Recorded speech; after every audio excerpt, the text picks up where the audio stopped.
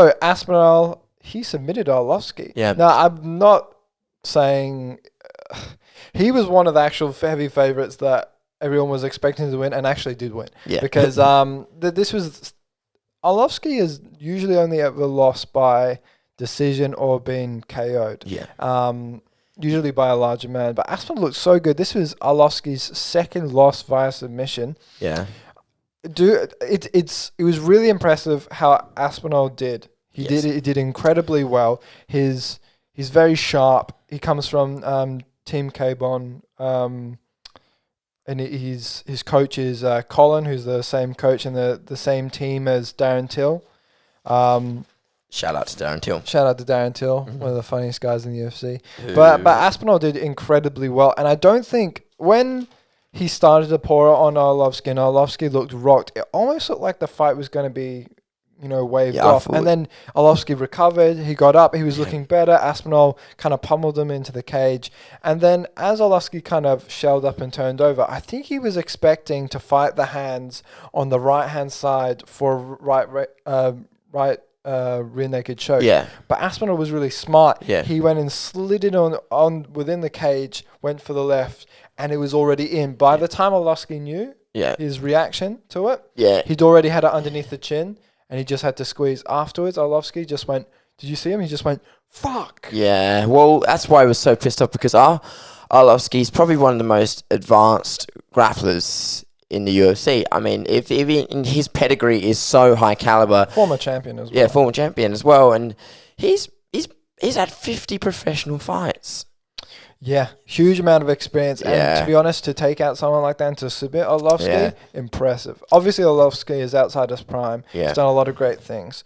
But for you to still beat Arlovski, who's still, to be honest, even though he's outside his prime, he's not like an Anderson Silva or a BJ Penn where they're on like a 5 or 6 fight win streak, 5 or 6 loss streak.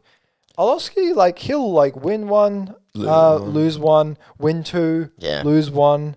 He's still in there. He's still active. I believe before he lost, I think he was still on a 2-fight win streak or something like that. Let me fact check that for you. But he is incredibly active for a veteran, you know what I mean? I think these people just love... I mean, you never have any idea what's going on with fighters. Maybe they just need to do it for the money. Or perhaps they do it for the love. They just enjoy it. But really impressive for Aspinall. And Aspinall's still undefeated in the UFC. Yeah.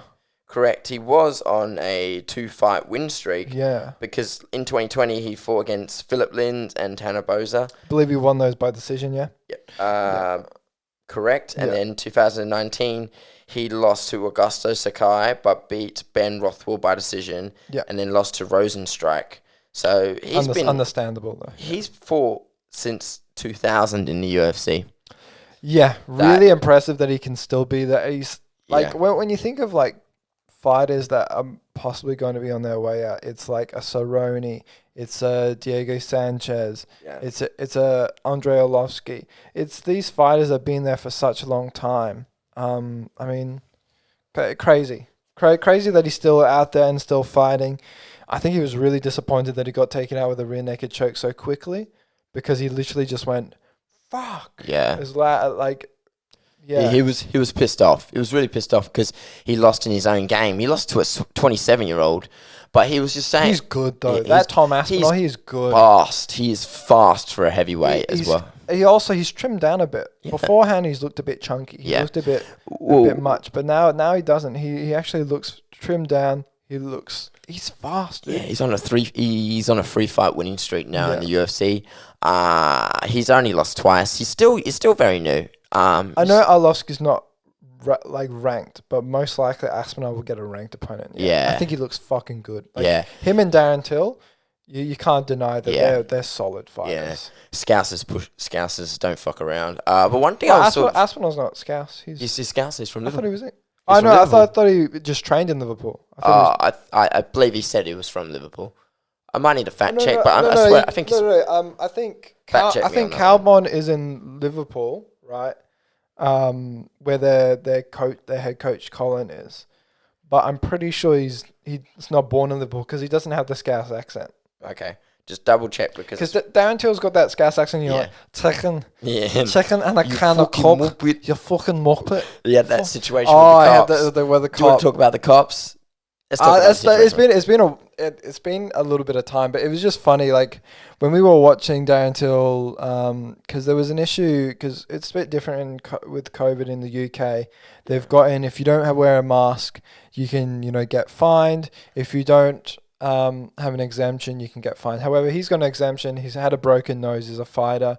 A lot of these fighters get exemptions because they've got broken nose, they've got nasal problems, can't breathe that well. Darren Till has this. He goes to go get some milk for his little kid. I think got some baby food or whatever. Gets pulled over at the petrol station, which is where he was getting some food. And then the police officer says, "Hey, where's your exemption?" Says, "Oh, sorry, I don't have it on me." He was like, "Who are you?" He was, I'm Darren Till. And his fellow police officer actually said, "Yeah, you're Darren Till. I know you." And the police officer was just a douche. He was just a real douchebag. Well, he was wearing his mask with his nose sticking out. That doesn't make sense. And then Darren Till actually live streamed him. And he just kept going, "You fucking muppet," because even though he doesn't have the exemption, he probably should have had it. Probably should have had his phone, although he was just around the corner. But he probably should have had it anyway. To be honest, you could just say, "Follow me to my house, and I'll go get it for you." That's it. Karen Till. I know, but he took it like he's funny. He's got a decent sense of humor. Like he can take it. Yeah. Anyway, you were right. He's actually Tom Aspinall is from Salford, Greater Manchester. He does fight out of Liverpool. Yeah. But one thing I thought was really impressive was when he was talking about his dad. His dad's was one of the first jiu-jitsu black belts in England, and then he'd been doing jiu-jitsu for a long, long time. And I thought, oh well, you got this upcoming superstar against a veteran.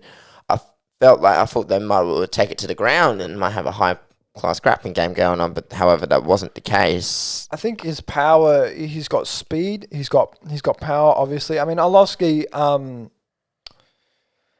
later on in his career, you don't know how strong his chin is, which is usually like a measurement of how much power you reckon you could test Aspinall having, but Aspinall, he's got power, he's very quick, he's got brilliant technique, his striking is very sharp.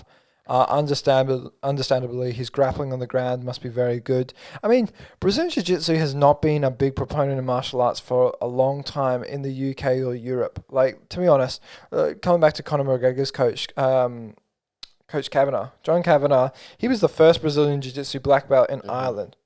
Yeah. Obviously, Ireland, small island. However, in the UK and things like that, it hasn't been that long in the striking part of everyone's martial art game has been very much established in England and Scotland and that, but Brazilian Jiu-Jitsu hasn't been there for a long period of time. But Judo has, though. Judo's been around for a lot longer because the grappling on the ground hasn't. The Judo has been like the hip throws, arm drags, things like that. However, because Judo has been an Olympic sport for a long period of time, it's been recognized. However, Brazilian Jiu-Jitsu isn't a recognized sport, and I'd love to see it as an Olympic sport, to be honest. Well, the other thing we've got to talk about Tom Aspinall now is in his post-fight press conference, he said, who would you like to fight next? He said he will like a ranked opponent, especially he said he would like to have a go at Junior Dos Santos. Now, just Junior Dos Santos is ranked 9th. Yeah, I feel like that could be a good fight. Yeah, I feel like that would be good, although I think that might... I think JDS is on his way out, to be honest. I think has he had 3 fight losing streaks so far? Could you check for me? Yes, he is. Cyril Gain, Rosenstrike, and Curtis Blades. Yeah, some heavy punches, but I feel like I love JDS. He's such a nice guy. Yeah. Really talented guy, brilliant cardio, but I think he's done, to be honest. I think he really needs to hang the gloves up. He can maybe have one more fight, and if that's Aspinall, great. But I feel like Aspinall should fight someone who's also young.